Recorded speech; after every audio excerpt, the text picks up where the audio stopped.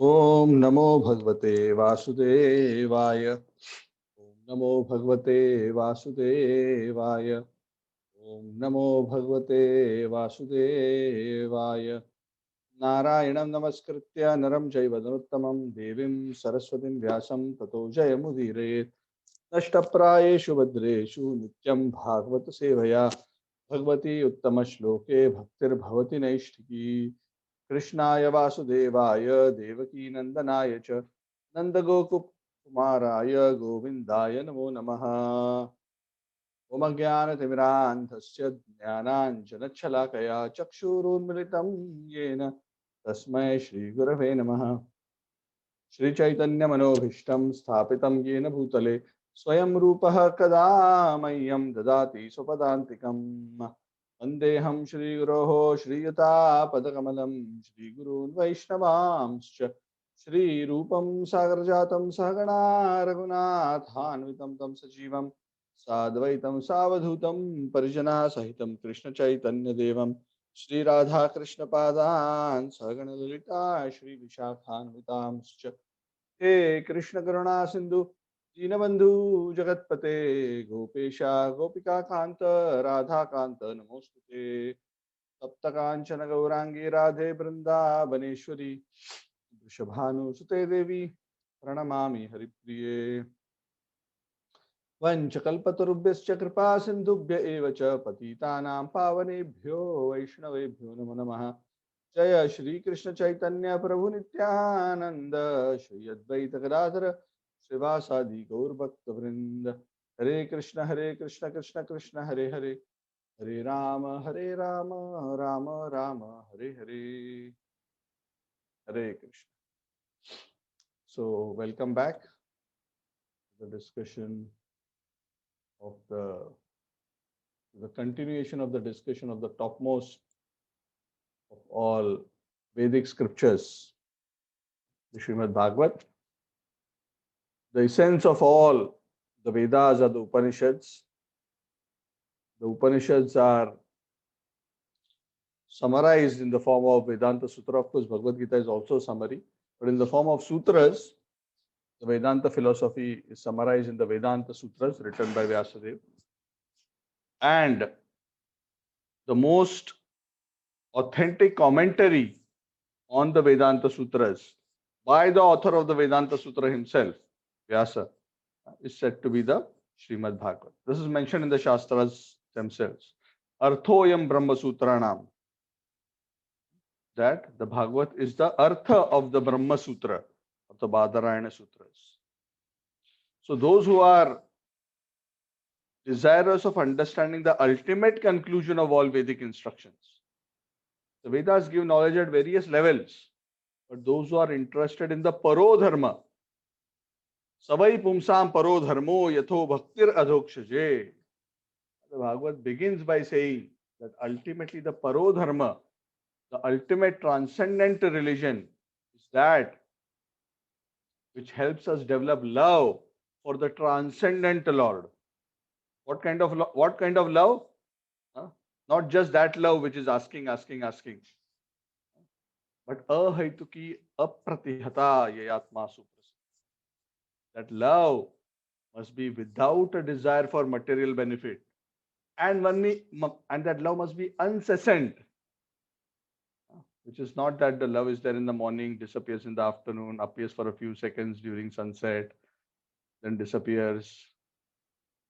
So that love must be steady and unmotivated. And when it is like that, that love completely satisfies the self. Yaya Atma Suprasidati. Ultimately, that's the state we are all looking for, isn't it? Like it is said, whether a person is a materialist or is a spiritualist, ultimately everybody is looking for happiness. It's not that spiritualists are looking for something else, or the materialist is looking for something else. It's just that those who are spiritualists, they have come to a realization that lasting, deep, fulfilling happiness doesn't come from the body and the senses. And that is why they decide to go deeper. And how deep? Not just to the mind, not just to the intelligence, not just to the ego, to the self, and even beyond the self.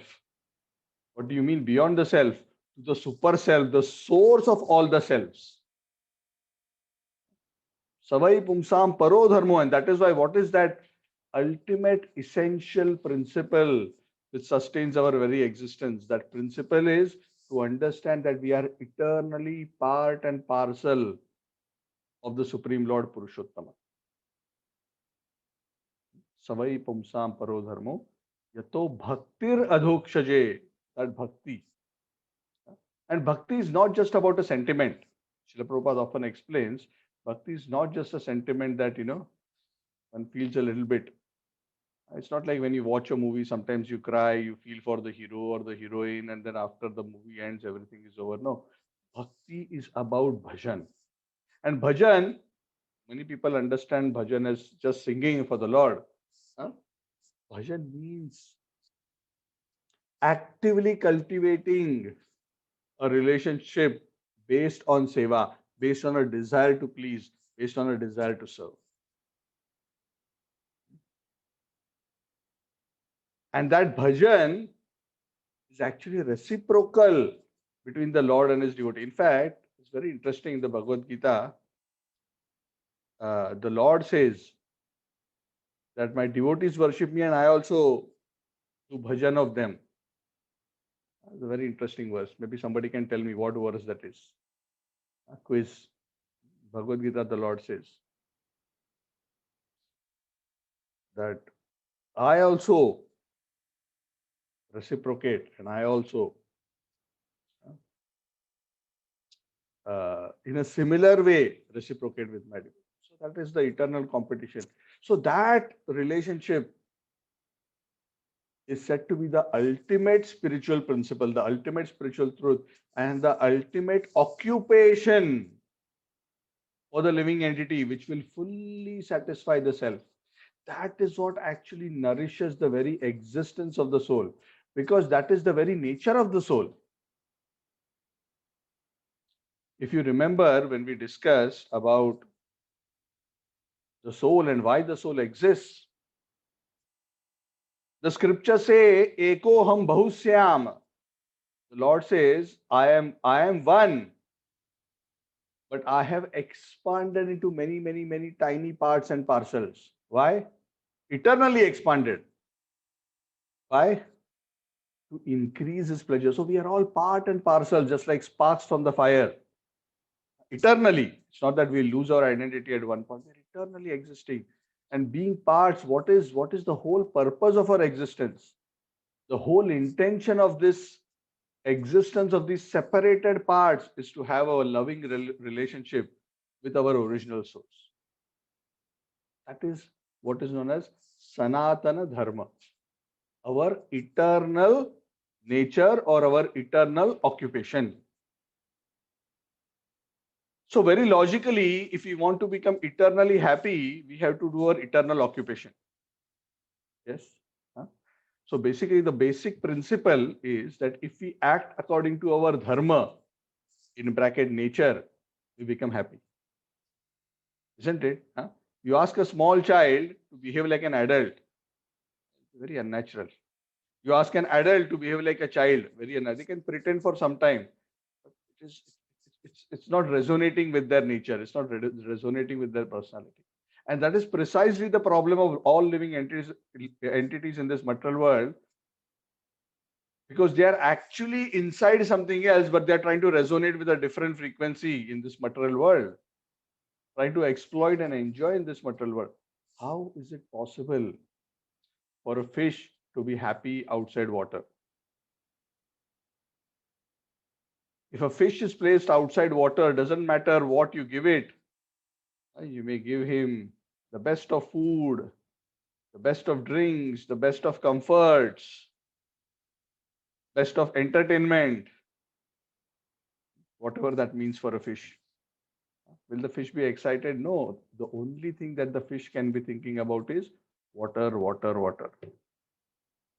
So that is the state of the soul who has become disconnected from its original position of connection with the Supreme Lord. And in that forgetful condition, is trying to resonate with things which are actually alien to its nature. And that is why it is known as Maya, illusion. So the Bhagavad is here to remind us to talk about that highest principle. Savai pumsam paro dharmo yato bhaktir adokshit. Because that is the realm that we all want to attain, where we can re-establish that relationship with the Lord and be able to re-engage in that divine play. The scriptural term for divine play is Leela. What does Leela mean? Generally, in this world, we try to do something to attain something, isn't it? We do work so that we can get salary. With that salary, we can pay our rent, pay our bills, do so many things. But Leela is where that activity itself is a pleasure. It's play. In normal parlance, it is play. When you play, does the play have any other purpose other than the activity of playing or enjoying the activity of playing? No. Sometimes, of course, nowadays sports have become so competitive and commercial that people lose the fun of playing. They become so serious, and that's why they become professional. Then actually, it's no longer play. It's actually uh, a job. It's a work. You don't perform in IPL, you lose your position. Next time, nobody wants to hire you. So that is not quite play. So play means whatever you perform becomes a source of that activity itself is a source of great pleasure. And that is what we are hankering for. We want to enter into that realm of play with the divine, of that sweet relationship with the divine. And that is how that one Lord is experiencing unlimited pleasure by expanding himself into his various energies and expansions, and also his separated part and parcels, the living entities, by having beautiful relationships eternally and enjoy. So throughout Bhagavad, we will see how the Lord is engaged in these beautiful relationships.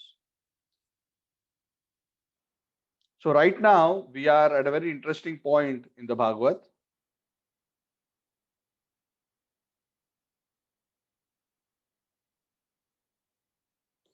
We are at a very interesting point in the Bhagavad. We are at the point where the battle between Hiranyaksha and Lord Varahadev is about to begin. Now, if you recollect, for those who attended the previous classes, if you recollect, even though this battle from an external perspective is a serious fight, it is still Leela. Why is it Leela? Because those who know the story behind the story, the one which Brahma revealed to the Devatas couple of 2 chapters ago, it was revealed that the Lord descends from Vaikuntha in the form of Varaha because he wants to fight, he wants to enjoy the activity of fighting, and he needs a worthy opponent to fight. So the Lord arranges a pastime in such a way that Jai and Vijay get cursed by the 4 Kumaras, and they come down to earth and they take the form of these 2 demons, Hiranyaksha and Hiranyakashipu. They appear as the sons of Diti and Kashyapa. So who is this Hiranyaksha and Hiranyakashipu? They are Jai and Vijay. They are the associates of the Lord. They are very, very powerful. That is why when they are born in this world also, they are born as extremely powerful beings. And on top of that, they secured all kind of benedictions from Lord Brahma, and they were so powerful that nobody in the universe could defeat them. In fact, as we discussed in the last chapter, Hiranyaksha would practically roam around the universe, challenging, fight with me, fight with me, fight with me. As they say, his hand was itching to fight. So when we were young, we would call those kind of people as fighter cocks. I don't know whether in Malaysia this term is used. Fighter cock. Fighter cock means everything is good, everything is wonderful, but they will purposely go and stoke some trouble to create some fight because they want to. They love to fight. Of course, the Lord is not like that, but sometimes He also says, "Okay, let me also enjoy this bit." Of course, for the Lord, when He engages in these activities, is obviously play. But when He performs it in this world, on the stage of this world, because obviously in Vaikuntha you cannot have a serious fight, right? Vaikuntha, everybody is devotee, everybody is surrendered. Who's going to fight with the Lord? And it's not going to be fun. The Lord manifests that Leela on the stage of the material world. Jay and Vijay become demons and they fight with the Lord. So those who know the story behind the story know that this is all Leela. The beautiful rasa exchange between the Lord. Just like similarly in the battle of Kurukshetra, if you remember, Krishna being the charioteer and Arjuna sitting on the chariot, and on the other side, Bhishma comes. And Bhishma is actually such a great devotee of the Lord. Very few people know, and only the devotees know how great a devotee Bhishma is. Bhishma is mentioned as one of the Mahajanas by Yamaraj himself. So Bhishma is such a great devotee. He fights with the Lord. But the story behind the story is that their whole feeling of exchange is actually an exchange of love. It is fighting at an external level, but internally it is a feeling of love. In fact, great souls explain that when the arrows that Bhishma would send, they would hit Krishna's body. Of course, this is also the Lord's Leela. And apparently blood would come. This is all under Yog Maya. Of course, the Lord's body is not material. So the Lord does all this to enhance his play, enhance his Leela. So when that would happen, normally one would think, oh, Bhishma hit Krishna and Krishna must be in pain. So the great souls say that the way Krishna experienced those arrows is just like if a lover bites his beloved out of love. Like that, the Lord was feeling the arrows that Bhishma was shooting. So externally, it seemed like a pain or an injury, but actually it was very pleasing. So some of these things are very difficult to understand for those who do not understand the Bhagavad and do not understand the principles of devotion. Of course, please do not imitate this. Take a bow and arrow and say, tomorrow I'll go to Jagannath Mandir and start shooting arrows and say, Krishna, this is my love for you. So first, let us first offer flowers. When we become like Bhishma, we can do other things. Or when we become like Jay and Vijay, the Lord will ask us to do other things.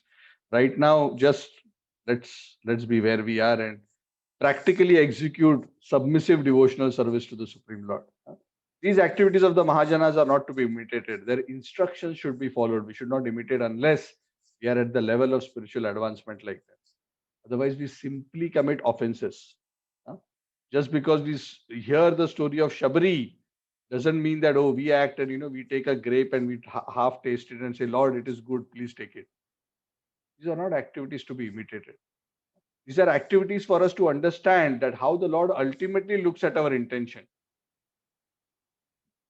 So for us, at our level, we have to follow the principles of devotional service as are given by the great souls. Vaidhi sadhana bhakti is very important. Otherwise, we simply create aparad, and aparad creates disturbance in spiritual life. So never imitate somebody higher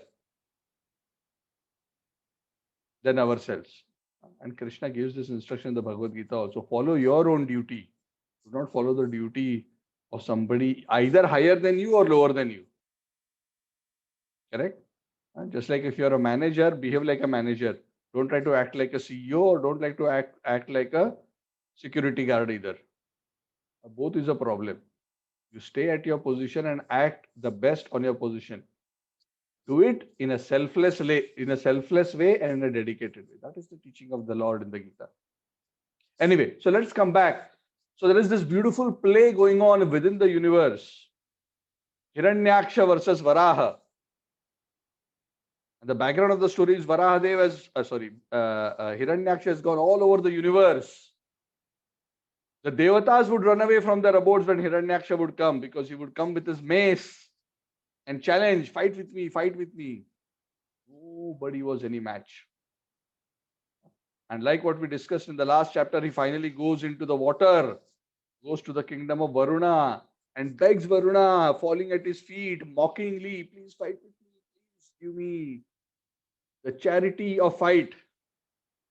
Varuna is so angry because he's mocking him, but he controls his anger. How to show anger? Otherwise, Hiranyaksha is going to beat him up. So Varuna, controls his anger and tells him, no, I'm an old man. Why you want to fight with me? But I will recommend to you who is the best match for you. It is none other than the Supreme Lord, Narayan. He's the best match.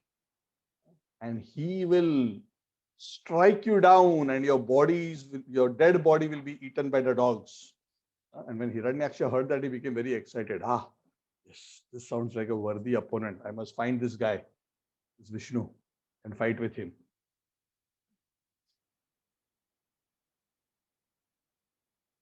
So it is said actually at that particular point,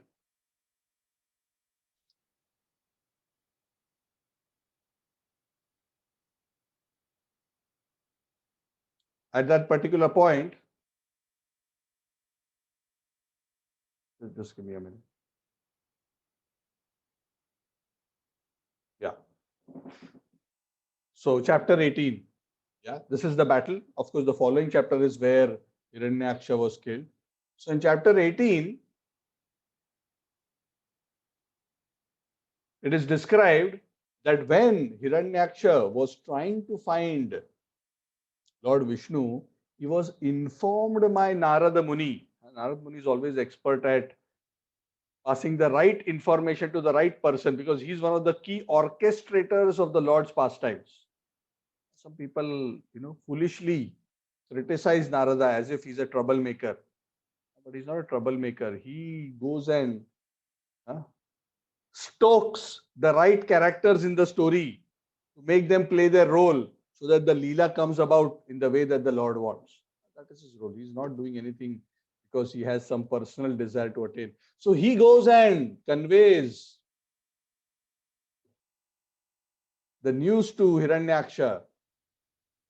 The Lord has appeared as Varaha and is in the water. This earth which has sunk to the bottom of the Garbhodak ocean, he has gone to save. By the way, Varuna informed you, right? He's the one who's worthy of fighting. So maybe, do you want to take this opportunity? It's not very often that Lord comes here and appears. Maybe you should not lose this chance. You never know when he'll come next. So Hiranyaksha also became very excited.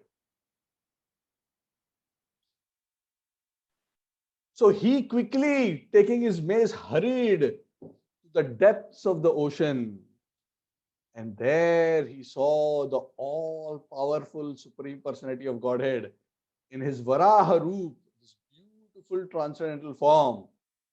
The Lord had already, like we discussed earlier, searched for the earth at the bottom, picked her up on his two tusks. And he was about to raise the earth upwards. And as Hiranyaksha saw this, he became furious. And he started hurling abuses at Lord Varaha. Now, this is very typical when, two warriors on the battlefield, when they face each other. I don't know how many of you have seen this or noticed this. This was often shown in Mahabharata serial or Ramayana serial, when the enemies come in front of each other. They don't immediately start fighting. First, they give each other a few bad words. They just stoke up some spirit for the war, for the fighting. You are this, you are that. I am this, I am that. I'm going to smash you. I'm going to break your teeth. whatever they say to each other, and they all get passionate and then they come and clash. So Hiranyaksha starts by criticizing Varaha. So he says, oh, you are the Lord of the Devatas, you're the topmost amongst them, and you are dressed in the form of this boar. You hear from me. This earth that you are taking belongs to us. It is for our enjoyment. You cannot take it away without a challenge. I don't think you can just take the earth and run away. I'm going to really hurt you. And he actually starts hurling abuses. He starts calling the Lord, you rascal. Our enemies, the Devatas, they have nourished you by performing the yajnas, and so many demons have been killed by you. But you are always remaining invisible. But today I am able to see you. And I will please all my relatives by killing you today. I will kill you by smashing your skull with my mace. Hiranyaksha is telling this to Varaha. Sometimes this is what pride does. One doesn't know whom one is talking to, what one is talking. I will crush your skull and I will please all my relatives. And once you die, because you are the cause of the happiness and the nourishment of the sages, of the devatas, of the system of yajna, everything will stop. All the system of yajna, worship, everything will stop once you die. Just like a tree whose roots are cut off, you are the source for the nourishment of the Brahmanas, of the Devas, of the Yajna system, of religion itself. When you are cut, this whole system of dharma will be like a tree without roots. It will collapse. In that way, he started abusing the Lord. Now, Varaha, when he heard these kind of abusive words, actually the Lord was hurt. He was feeling bad. See, the Lord is the father of all living entities. When the living entities who are supposed to love him, when they become offensive to him, when they become abusive to him, it's not that the Lord is pleased. The Lord feels pain, just like a mother or a father will feel pain. If the child becomes rebellious, if the child becomes disrespectful, it's not that the Lord wants something for himself. When he sees this kind of an attitude of the jiva, it is painful. But the Lord, even though he felt pain of the words,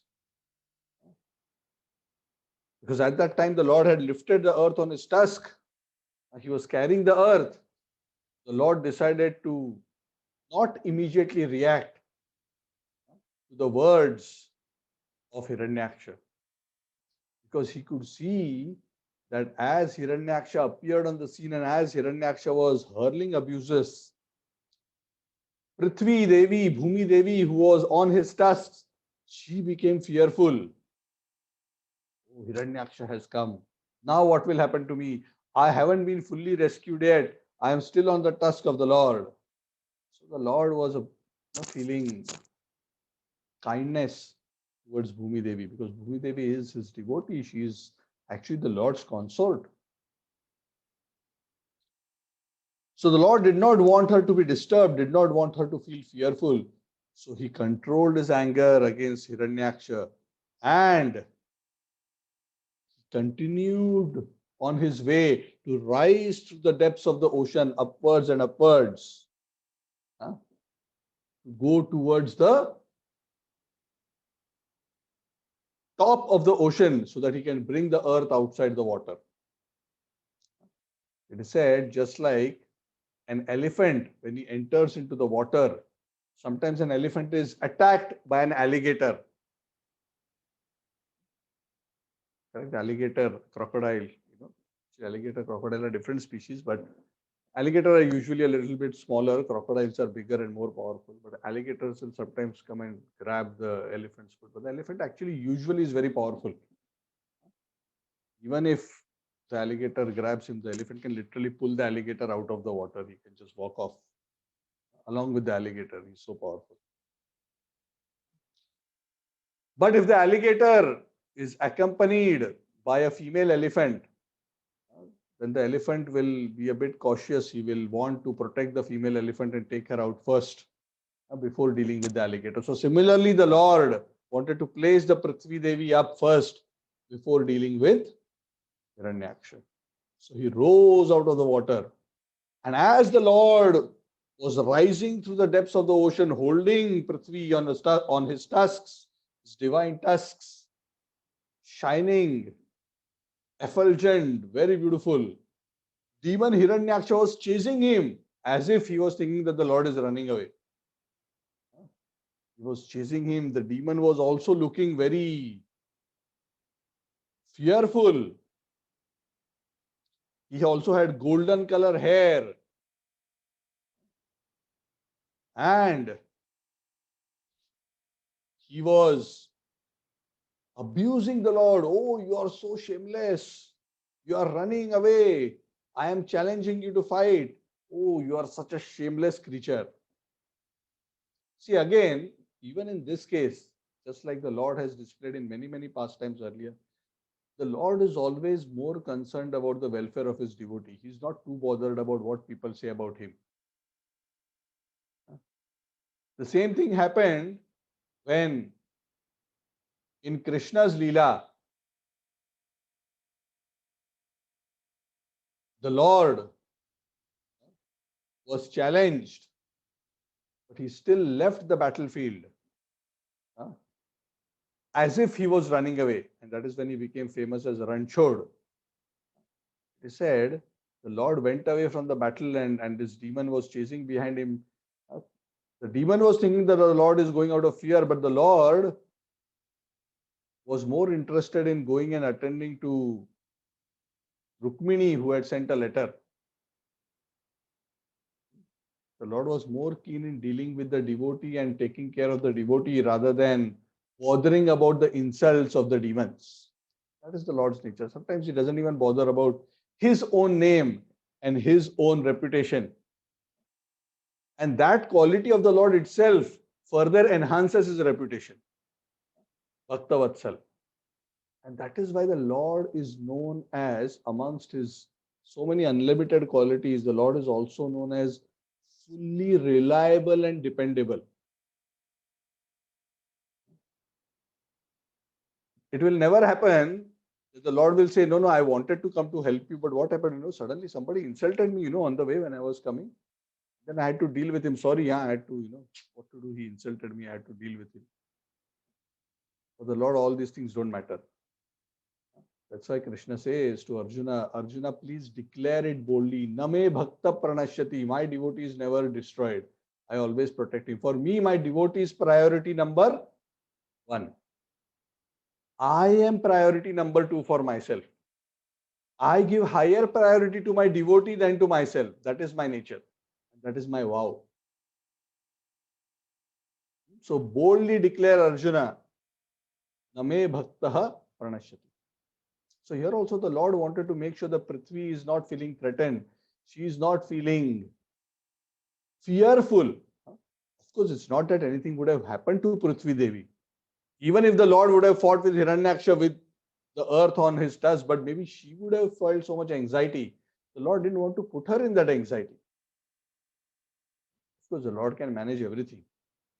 So the Lord continued not bothering about the insults of Hiranyaksha.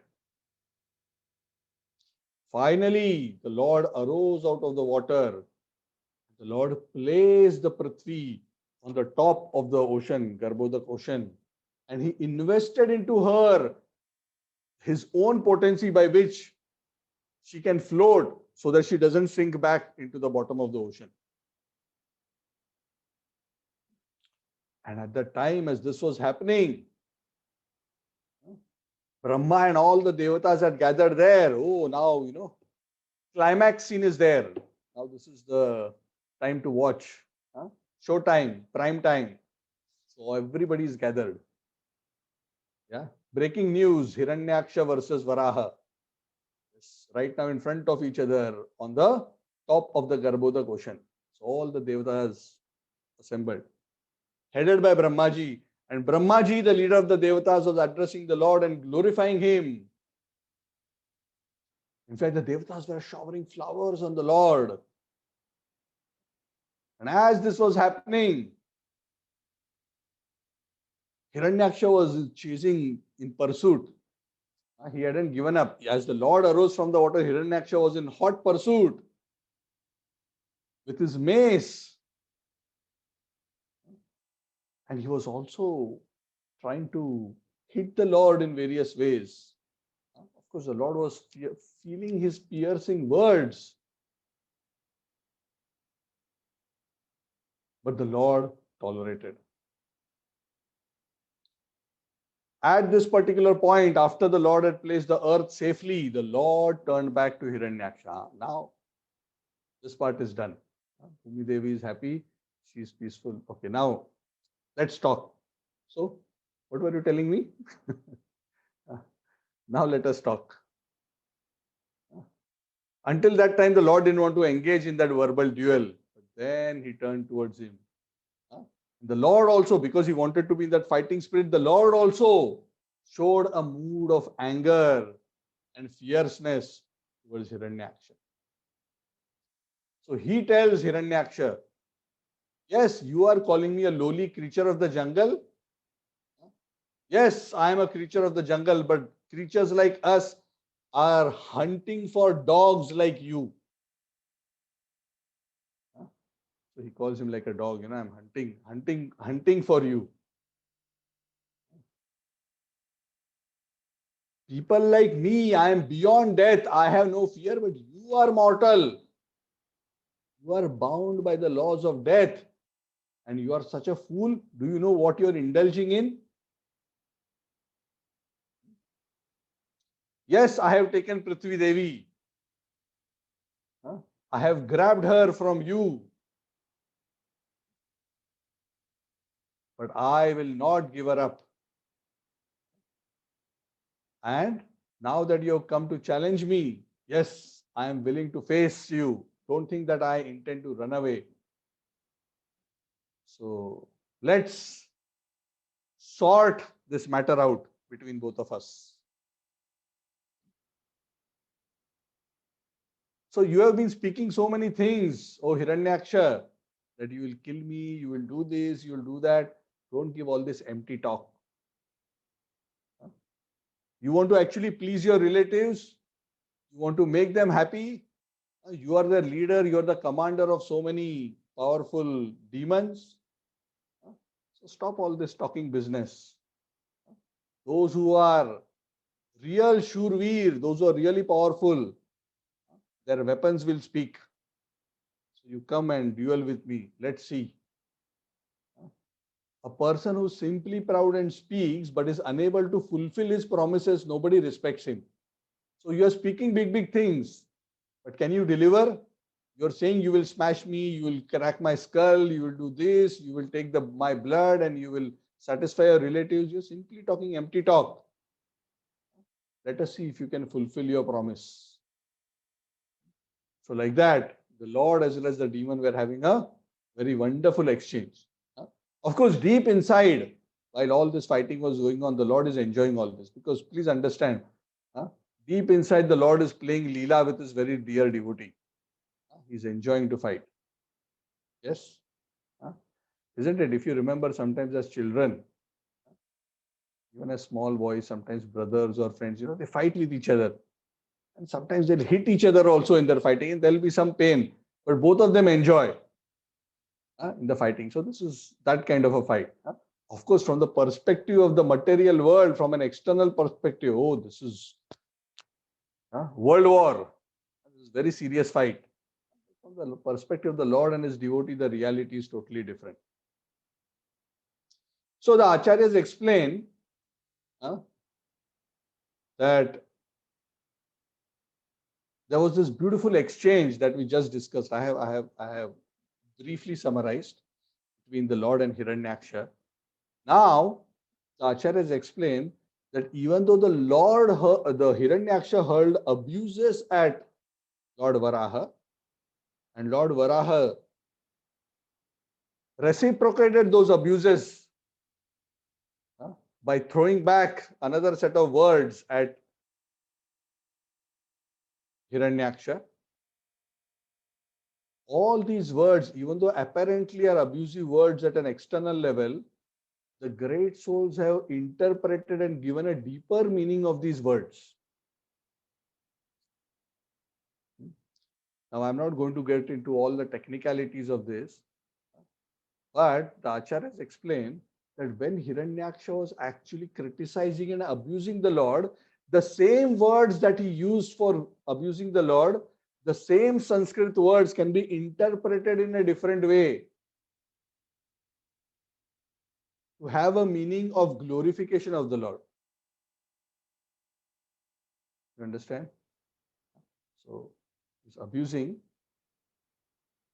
but actually the same words, because some words in Sanskrit, when they are mixed in a particular way, can have different meanings. So for example, one word, Vanagocharaha, he says, oh, you are an animal of the forest. Hiranyaksha is calling Varahadev. But Vanagochara can also be interpreted as a resident of the water, which can refer to the Lord as Narayan. So the meaning can also be that Hiranyaksha is referring to Varaha as Lord Narayan. On one side, he is calling the Lord as Mriga, you animal. Like in Hindi, they say, kutte kamine, somebody, they fight. Common dialogue in Hindi films. You animal, you dog. So he uses the word mriga, which typically means an animal. But the word mriga can also be interpreted as one who is sought after by great sages. So which meaning of the word mriga actually applies to the Lord? Obviously the second one. Because he is the one who is sought after by great sages. He called him Adnya. He said, you are a fool. Hiranyaksha calls Varaha a fool. The word Adnya also means he who has no knowledge unknown. There is nothing that is unknown to him. Also a very beautiful meaning. So in this way, there are many words which are abuses, but when they are seen in a different light, actually what Hiranyaksha is speaking to Varaha is actually Stuti. It's very sweet. And the same, when the reciprocation comes from Lord Varaha to Hiranyaksha, also can be interpreted in a different way, where the external meaning is one and the internal meaning which the Lord is conveying is something else. So it's very sweet. So that is why the Bhagavatam says that even though at one level the Lord was angry and then he also laughed. Bhagavatam describes. Why he laughed? Because he knew that actually deep inside the inner meaning of these abuses is actually a sweet glorification.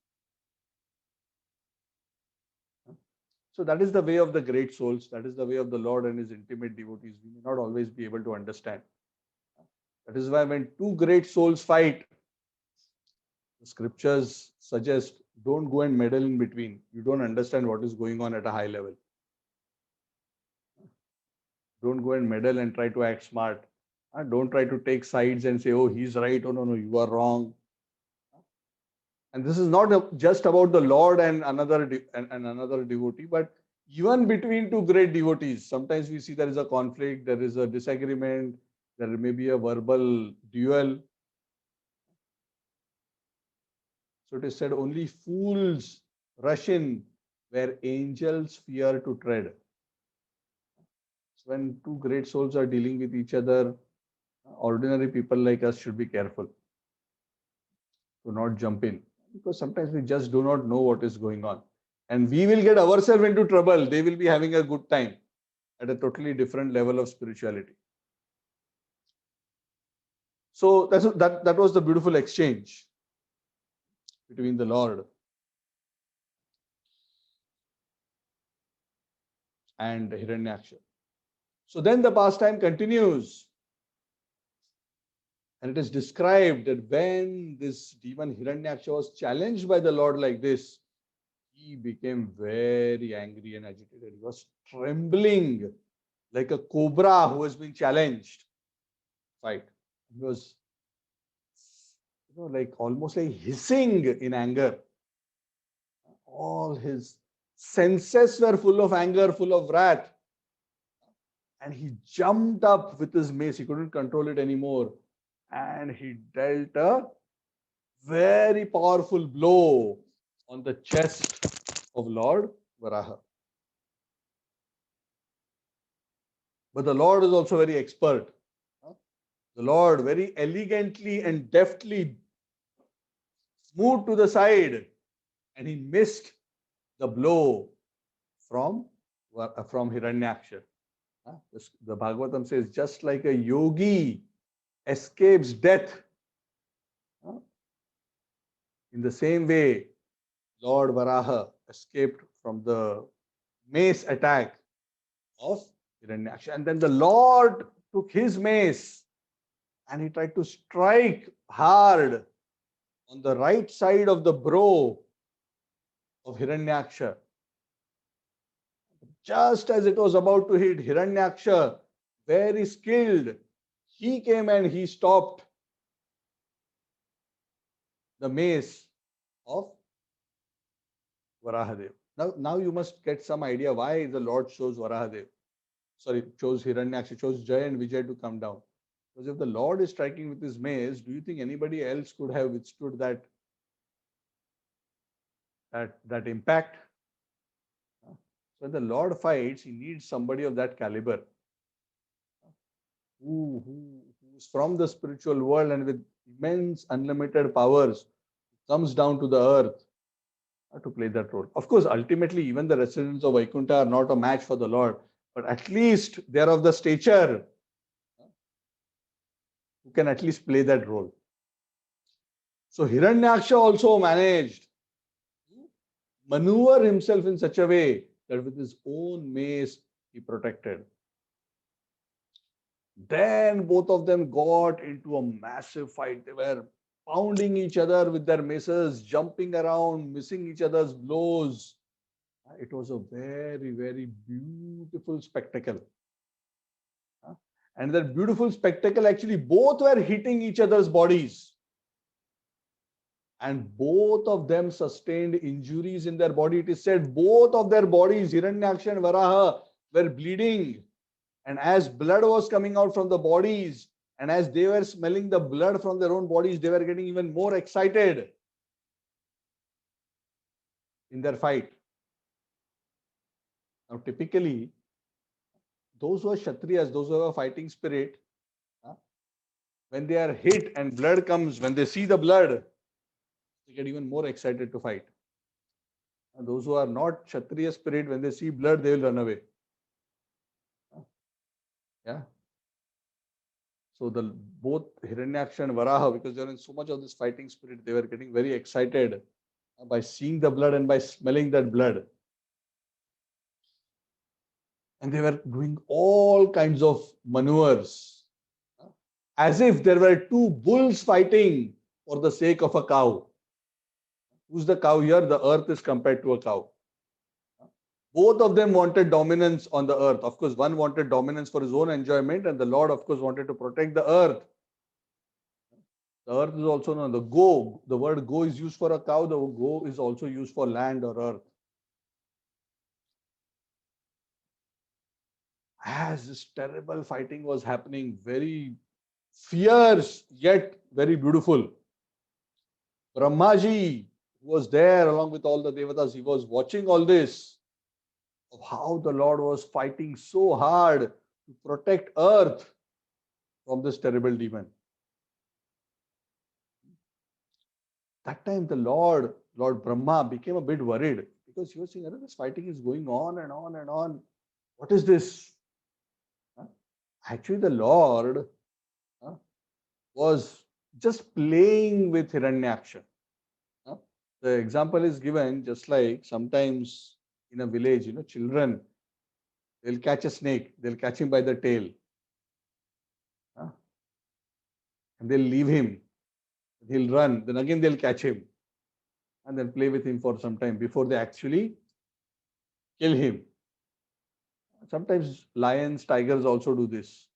They'll catch a small animal, not immediately kill it, leave it, allow him to run, again catch him. So the Lord was having fun like that. But Brahma and the Devatas are becoming worried. They are thinking, oh, this fighting is not ending. So Lord Brahma starts praying to Lord Varaha. Oh, great Lord, this demon, this Hiranyaksha, is such a nuisance. He has been a trouble, a constant trouble for the Devatas, for the Brahmins, for the cows, and all the innocent people. All these are always depending on you, Brahmanas, the great souls, the cows. You are Namo Brahmanya Devaya, Go Brahmanya Hitaya. He has become the fear for all of us, and unnecessarily he's been harassing all of us. Especially since the time I have given the boon to him, he has become a terror number one for the whole universe. He's been roaming all over the universe trying to find somebody to fight. And because of this, he has actually become a terror. He has become the most notorious person in the universe. So please, I am seeing that you are playing with him like a child plays with a serpent, but I think it's enough. Please, can you finish the game and quickly sort out whatever needs to be done? It is causing a lot of unnecessary anxiety for us. You are so powerful. You can easily kill him. Why all this play? Oh Lord, night time is coming. And as night time comes, the demons start becoming even more powerful. The auspicious Abhijit Muhurta began at noontime, but is very soon going to end. Oh Lord, this is the right time. Only few more moments are left from the Abhijit Muhurta. So you should utilize this Muhurta, and it is such a perfect Muhurta because he himself has come to fight with you rather than you going to fight with him. So please, don't play anymore. Please use your internal potency and put this whole thing to rest so that all the worlds can rest in peace. So that was the prayer submitted by Lord Brahma, Lord Varaha. See, this is the beautiful thing. Actually, this brings us to the end of the chapter. Actually, that's the last verse in the chapter, only 28 verses. But the beauty is, you'll always notice with the Lord, when devotees sincerely pray to him, and especially when the Lord sees that his devotees are in anxiety and they are appealing to him, it becomes very difficult for the Lord to say no. Of course, the story continues in the next chapter, so I will not break the suspense, because you all know what the ultimate end result is, nonetheless. But whenever the devotees pray to the Lord with a very fervent appeal, the Lord always feels very obliged to intervene and to satisfy his devotees by allaying their fears and protecting them suitably. So prayers are very, very powerful. These are all lessons for us. So always make sure that we reveal our heart to the Lord and pray fervently. There are many beautiful prayers. Sometimes we may not have very good prayers of our own to pray. In that case, we can use the various prayers by the various great souls. By Dhruva, by Prahlad, by Gajendra, by the gopis. So many great souls, so many beautiful prayers. So when we repeat these prayers and when we say these prayers with feeling and with our heart, it definitely attracts very special blessings and attention of the Lord. The Lord always listens to every sincere prayer. The Lord is actually very, very reciprocative. Sometimes we foolishly doubt him. Sometimes because we do not have faith, we fail to see the benefit. of the prayers, but the Lord is very, very reciprocative. So let us learn from all these beautiful pastimes, understand more and more the Lord's nature as Bhakta Vatsal, as extremely affectionate to his devotees. The Lord has said in the Bhagavad Gita, Samoham sarvabhuteshu name dveshyasti na priya ye bhajante mam bhaktya. That whoever worships, I am equal to everyone, but whoever worships me with pure devotion, I am in them and they are in me. That is very special. But I'm generally protecting and taking care of everybody. But for my devotees, they are like my family. That is very special. That is very exclusive. Okay, so we have another 4-5 minutes. So I'm opening up the floor. Any questions, any comments? So the next chapter, chapter 19, is the chapter where actually Hiranyaksha is killed by Lord Varaha. So we are now almost there. Abhijit Muhurta is about to end, and the Lord is being requested by Brahmaji. Don't drag the movie very long. Now it is time for climax. Last scene. Let us wind it up. I'm very worried. I don't want another sequel of pastimes of Hiranyaksha with further terrorizing of the universe. That is basically what Brahmaji is praying to Lord Varaha. Okay. Jai Varaha Bhagavan ki